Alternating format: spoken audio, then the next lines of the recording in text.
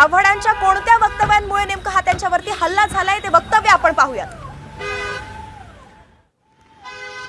चलगडावरती जे काही झालं त्याला कारणीभूत संभाजी आहेत।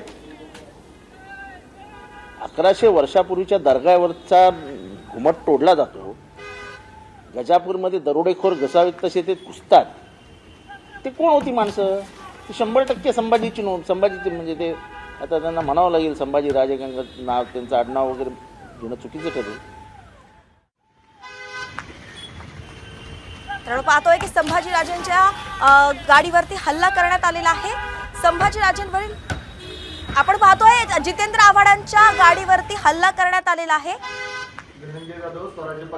स्वराज्य संघटनेचे या महाराष्ट्रामध्ये गेल्या 25 वर्षापासून मला कोण हात लावू शकत नाही, मला कोण धमकी देऊ शकत नाही, माझ्यापर्यंत कोण येऊ शकत नाही। या आविर्भावामध्ये मुसलमानांच्या मतांच्या लालचेपायी त्या मुंबऱ्याचा पाकिस्तान करणाऱ्या जितेंद्र